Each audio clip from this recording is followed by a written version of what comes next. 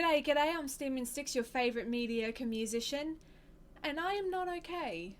Today is the 10th of September 2020, and for those that don't know, it is Are You OK Day. Quoting directly from their website, which I will leave a link to, Are You OK Day's aim is to inspire and empower everyone to meaningfully connect with people around them and support anyone struggling with life. And a way that they have started with that is asking, are you okay? Personally, I have been living with anxiety and depression for a minimum of 9 years, and the past 12 months and the past week has really been testing me. When it first started, depression had a larger impact and anxiety kind of lingered in the back a little more. Now, depression hangs back and anxiety is a bit more of a constant issue for me. So after a lot of overthinking, I thought I would make a video and share some of my negative experiences because maybe someone can relate to it and be comforted by my suffering. I'll also finish the video with a very positive and happy story.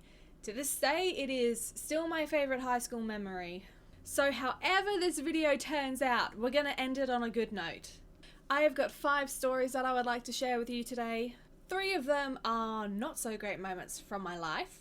One is our happy story for the end, and the other one is how I got onto therapy and my experience with that. But before I really start to get into things, I'm gonna have a little bit of a disclaimer. So I've got a couple of bad stories that happened to me, and some of them were caused by specific people. I would just like to make it clear, I am telling a story of a bad experience I had with a person. But I don't hate these people because of this one interaction. I don't even think they realized I became as upset as I did from it. So I want to clarify that the people I bring up, I don't have a vendetta or something like that against them at all. One of them even comes back in another story and just does an amazing thing that I would have never ever even thought to ask or ever expected them to just do. So before we start, I just want to enforce or encourage, I hated the moment, not the person. So it's probably time for a story. So I'm doing this video for a bit of an Are You OK Day special, like a bit of a mental health talk. But my first story, I'm gonna talk about a bad Are You OK Day that I had. But a little bit of background before we get to the actual day. So I think this was about 2 years ago, so in 2018, I realized I was having just a constant depressed mood, and I was thinking, well, what am I doing? What's actually the cause of what's going on? Can I fix it? Can I sort something out? So after a while of thinking, I then came to the realization, oh damn, I'm lonely. I can't quite remember what I was doing. Obviously, I wasn't catching up with friends. I wasn't just socializing with people. I was basically going to work and coming home and hardly talking to anyone. So apparently, that really brings me down, which is very strange because I live with 2 people. So then we're all just, at home, but we're all doing our own thing, and we're all just ignoring each other, and I'm just sitting there being like, I'm so lonely, and yeah. So I live with my boyfriend Todd and my friend Carl, and I remember saying to Todd one day, it feels like I'm just sitting at home waiting for both of you to just come home, for something to happen. So then after a while and having talked to them for a bit, just being like, so I've just realized I'm so lonely. Then I had the idea of, okay, every week I'm gonna ask one person and see if they want to hang out. Every week I just ask one person, eventually someone's gonna say yes. Before we get into that, I'll make mention as well. So, lonely, not socializing, not out with friends. And at the same time, I had one friend who was asking me out to catch up and gathering and stuff that they were doing every week. But then of course my mind was like, nope, I don't want to do that. I don't have the energy to go to that location. I don't want to do that thing. And so then, while being lonely, I had one person continually asking me to come out and have fun, and I just always had an excuse to give them as, no, I can't come out. And so I every week I had an opportunity to go and catch up with people, and I always declined. So no, that wasn't very helpful either. But yeah, so I thought, okay, I'll ask someone to come over to hang out once a week. So then I got in contact with an old work friend, and then she was saying, oh yeah, let's catch up. So we, made a date. Something happened, and then unfortunately that got cancelled. It's like, oh, no worries, whatever, it happens. So we made a plan for another day, I think a couple weeks later. Something else. Was there another one just with her? Because then we had the idea to... So she was an old work friend, and we decided, oh, let's get this other work friend that we, used to work with, and see if she wants to tag along as well. So then all three of us are talking and stuff. So then we're like, oh yeah, let's, meet up on this date. So yeah, so I don't know if it was 2 cancellations with the first work friend before we invited the third, or just 1. Anyway, so then it's the day before we all catch up. And we're going to bed, and just before, as you know, I'm giving my night kiss to my boyfriend. I told Todd, it's like, I am so excited to be seeing them tomorrow. Tomorrow comes, check some messages, and they've both cancelled. And yeah, I was not good after that. Because I was just trying so hard to try and get people together, because the obvious thing is they've had something happen, whatever, things have not matched up, one of them double booked herself, and then things just weren't happening. But of course, in my mind, that just told me everyone hates me, no one can stand being around me, no one wants to hang out with me. Every time got cancelled. So that's the background story. So flash forward to, I think, 2018 Are You OK Day. So month-wise, I think all of that happened maybe around June or July. It was a couple of months before Are You OK Day. So that's in September. So I think it's probably a couple of months before that. I can't remember exactly what it was, but that day I was just having a bad day. I was tired and zoned out through work. I came home, I got in my pajamas, and then I just went to sleep. I think it was about 2 p.m. I just went to sleep. I went straight to sleep. I probably had something I needed to do that day, because I've always got stuff I need to do. But I was like, nah, I'm going to bed. So 2 p.m. I went to have a nap. Around 6, I think I'll wake up, and then I'm like, fine, let's just scroll through Facebook. And then I see it's Are You OK Day. Everyone's putting up their posts and saying, I'm here for you, and this, that, and all of that. And of course, I'm very depressed right now. So I've literally just woken up from a depressed nap. So I'm not in the mood for just a wall of, I'm here for you posts, which obviously it's more likely that all those posts I saw were, genuine, obviously. But I was not feeling that. And then, which is what really ticked me off, I then saw a post from the first work friend, something along the lines of, doors are always open, kettle can be on in minutes, I'm here to talk, and this, that. And I got so angry. I was so angry. And I was just like, oh, scroll. And then as I kept scrolling, I found a post from a friend. I can't remember what it said specifically, because it was 2 years ago. But I think it was something along the lines of, don't be saying you'll be there to help if you're only saying it for one day. It's something along those lines. That's the only way I think I can explain it. Explain it quickly anyway. So of course, after reading that was my time to explode. So yeah, because I was now furious.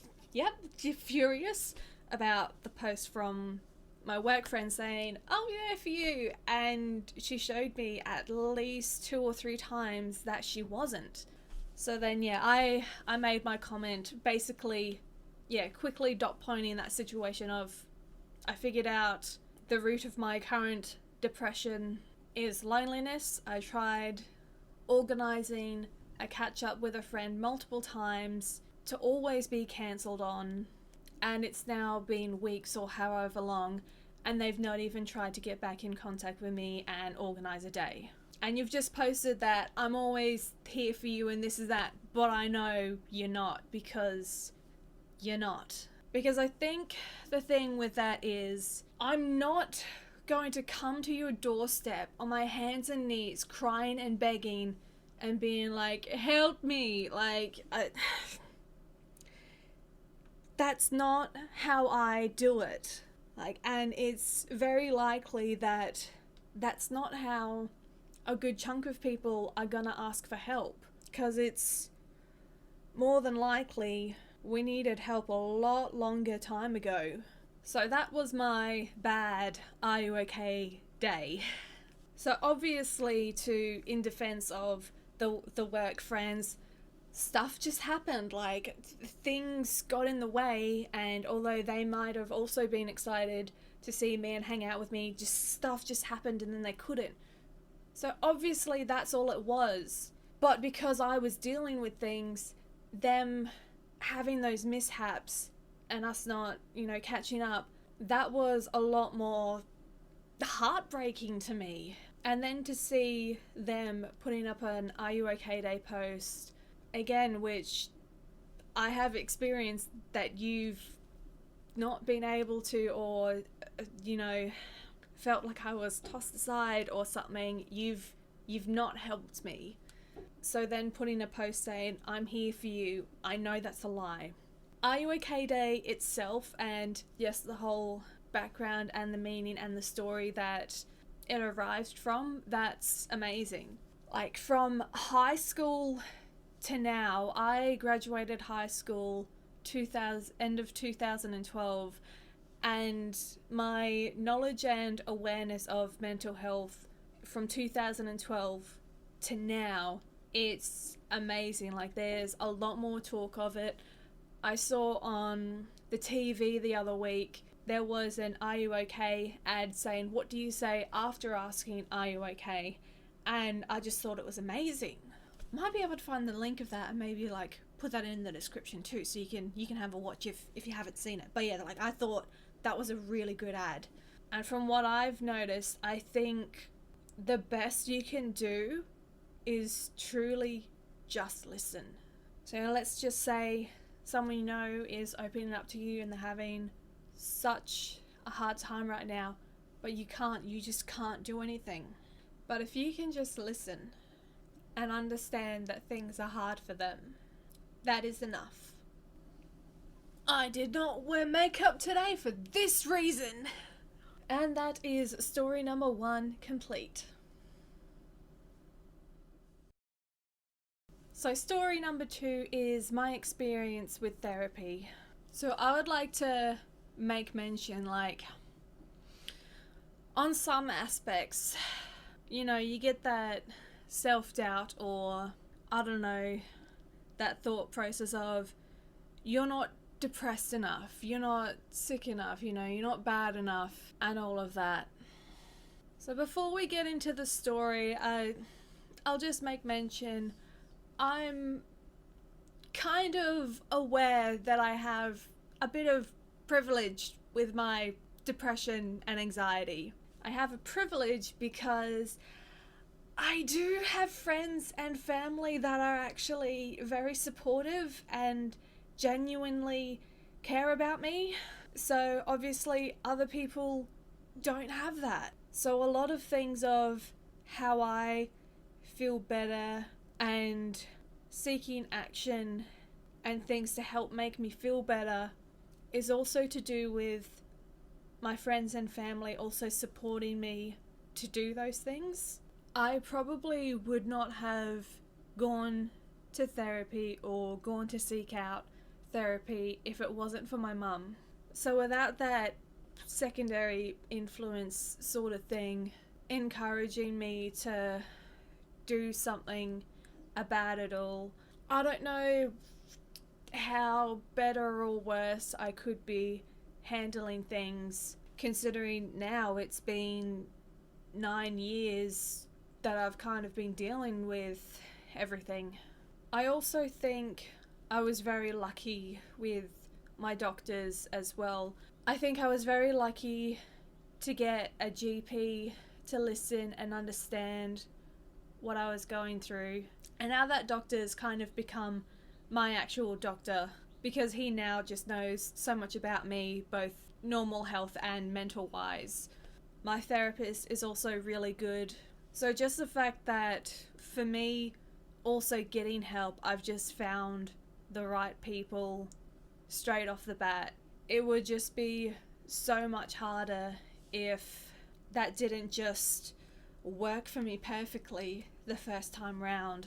So when my mum and I first went to the GP to ask about therapy, so I graduated in high school in 2012, and then 2013 I had a lot more kind of like open breakdowns.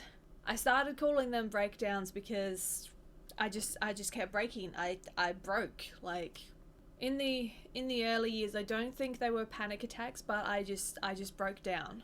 So mum was noticing that a bit more in 2013, and then in 2014, I think in about February or March, after one episode that I can't remember what it was, but I do remember mum sat me down and she's like, Steph, what are you doing like on this day or this day? She's like, we are going to see the doctors and we need to go to the doctors.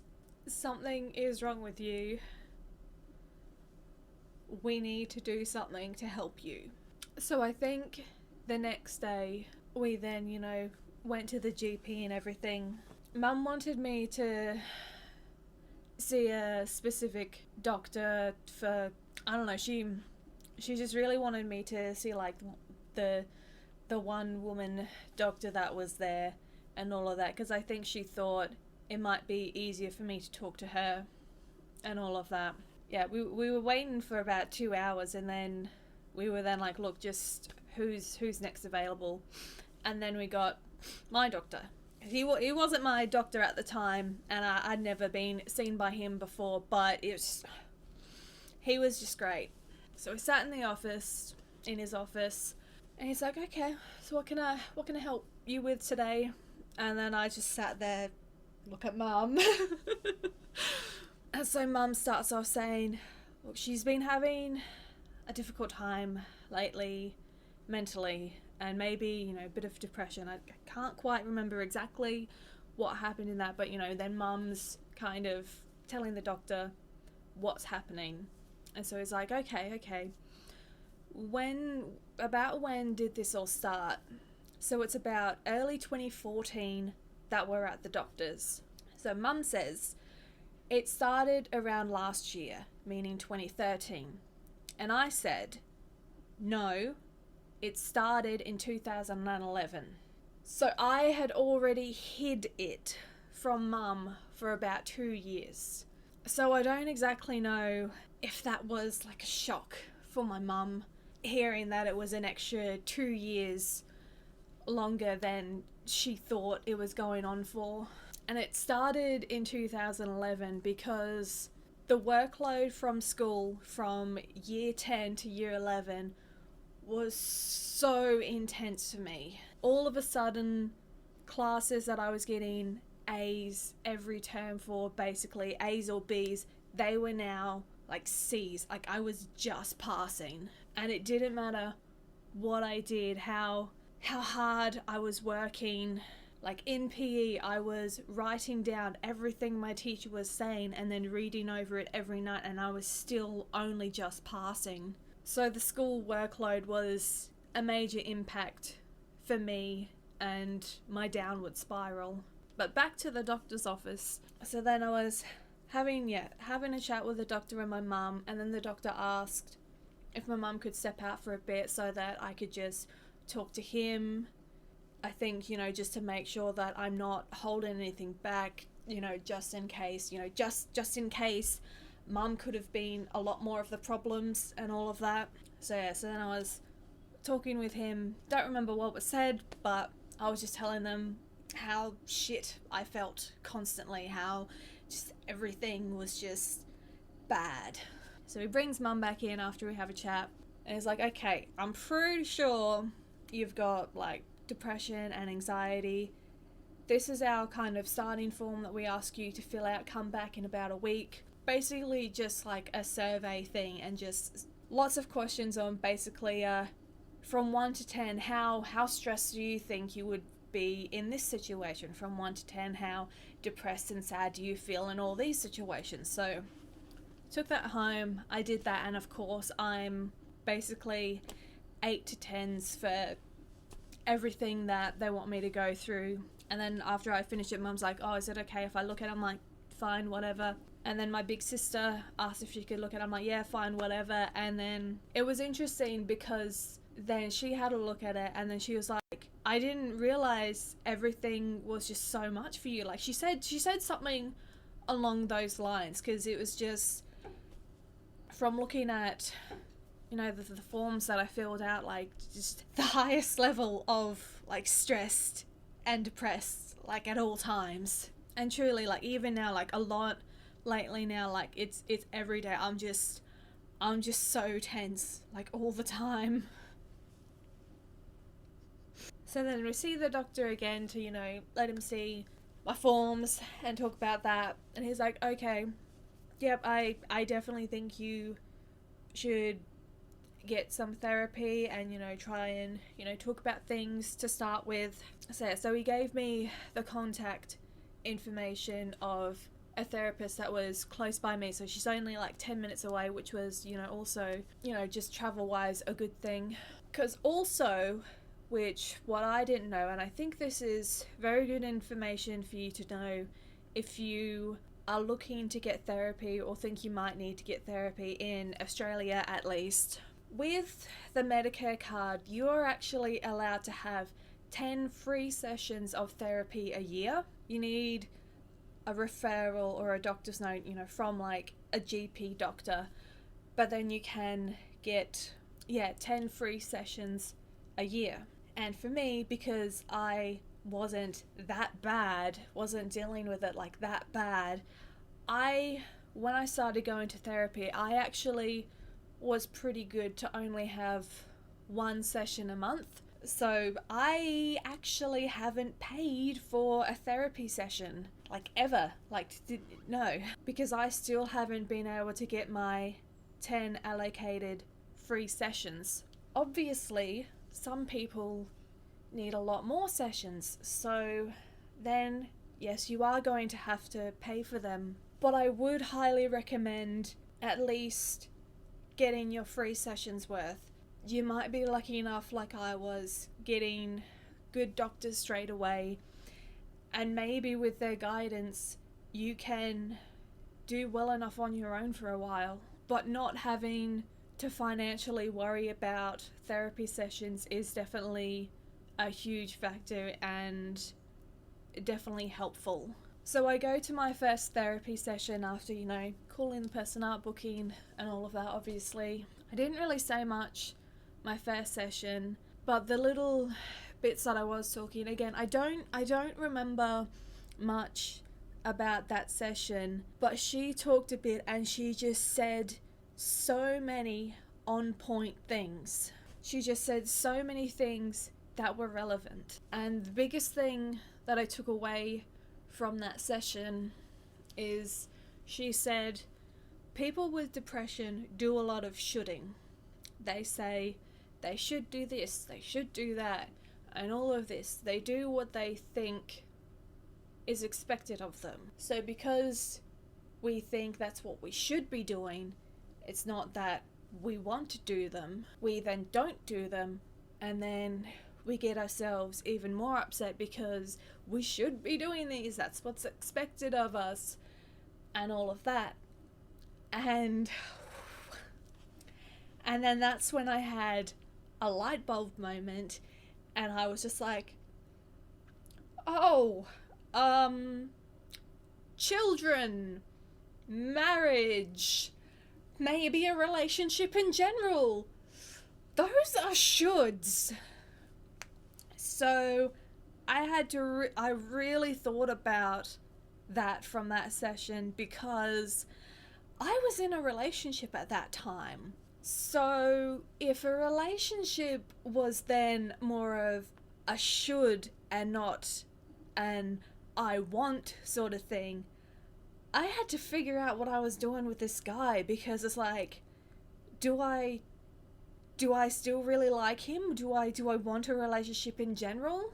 So yeah, so that was my first therapy session, and it definitely made me realize more of what I don't want, I guess. So I think a little while after, about maybe a month or so after, I did break up with that boyfriend.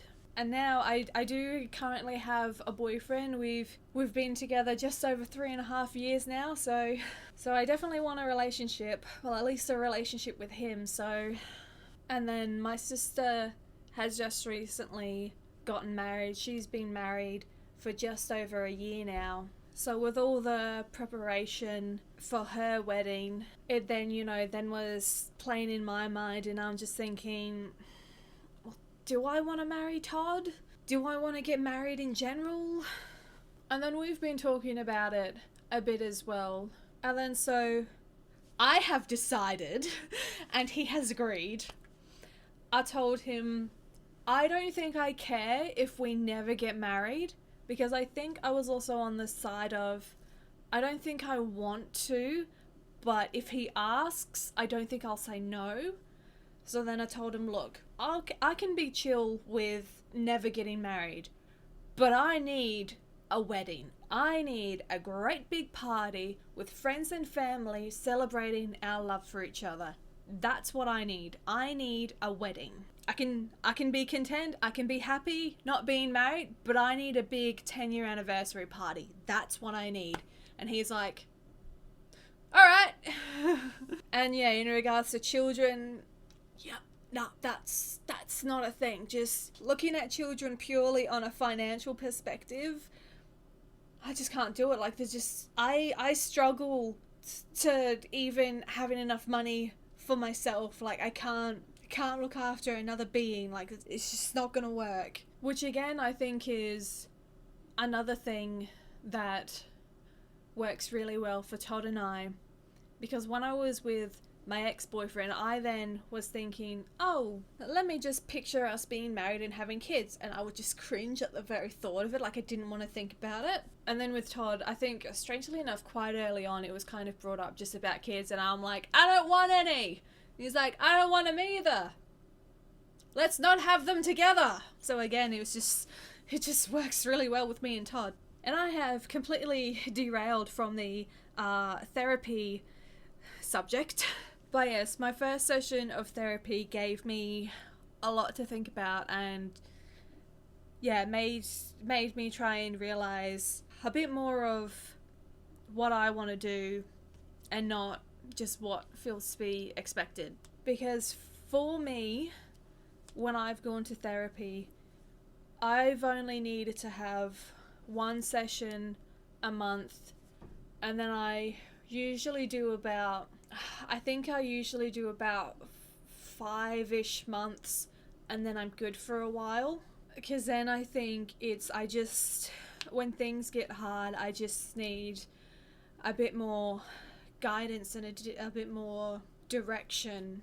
Because I was telling Carl after one session, I think she's a therapist, like she's supposed to be trying to give info and advice to help the client she's with, like, at that moment. And I was telling Carl, it was just so weird that she was listening and understanding and trying to say the things that was helpful and beneficial 100% to me, not to anyone else. Like my feelings and how I felt about things was the only thing that mattered to her.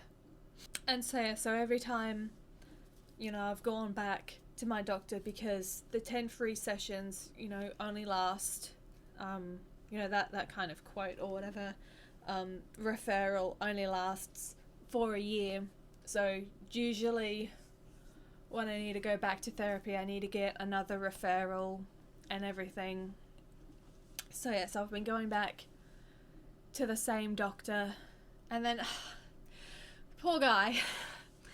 I think about this time last year is when I went back for another load of sessions and everything.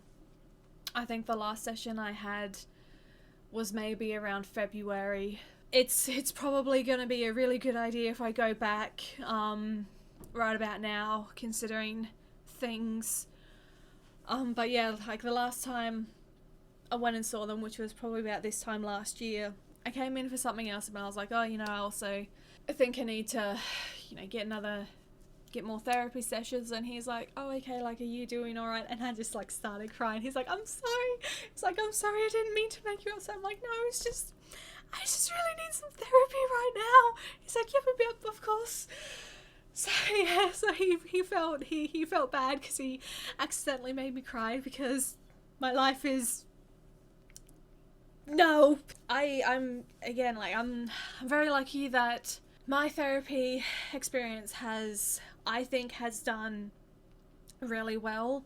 I've been very lucky getting good doctors on the first try to help me. I was going to say something else. One of my last jobs, I was a waitress, and I was talking with one of the other waitresses, and we were actually talking about, you know, I think we were kind of just we first kind of was talking about like general kind of depression. Like, I think she might have just been saying how, you know, she's just doing really bad and everything. And then I said, you know, a little bit of what I deal with, and I was talking to her, yeah, a little bit about like my therapy and stuff. And then I was, you know, then was telling her about, you know, oh, you can actually get free therapy sessions and all of that. And then she actually came back to me after a bit, like I think, I don't know, like a couple of weeks later, she came up to me and she's like, hey, I just want to say thank you for like talking to me, because you've helped me want to seek therapy for myself. I'm like, oh, really? Well done. Like, yeah, no worries. Like, and all of that. That little memory, I think, also is a reason I kind of wanted to say something about all of this as well, because, again, I already kind of know that just telling one person about what I've experienced has helped them try and go towards something that might help them. So this is online and on the internet now, so theoretically maybe countless people can find something good out of this. But even if you can't actually go to a doctor and see a therapist, there are some apps that I've heard of. I'm really sorry, because I personally have not really done any apps, so I can't exactly recommend a good one, but I would recommend, yeah, trying to have a look for some apps for your phone. Maybe just a way that the app works and all of that, maybe that is just enough to help you with whatever you're going through. And maybe if seeing and talking to an actual person, if that's too difficult and too hard to do for you, maybe just a little kind of helper in your pocket is enough to just get through some things. So that is our number 2 story complete. The stories are taking a little bit longer to get through, so we are going to leave it there and split them up into 2 parts. So if you're still interested in what I've got to say, part 2 of this should be coming up at the end of this video, so have a click on that and continue watching, because I'm rambling for a lot longer.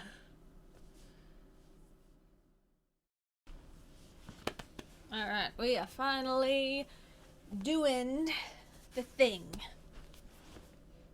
Nice one, Colin. I just had a bit of a scare that maybe Audacity didn't record all the audio for that last bit, so that's exactly what I did not need. I did not need my therapy session to not be recorded, but it seems fine, so let's move on.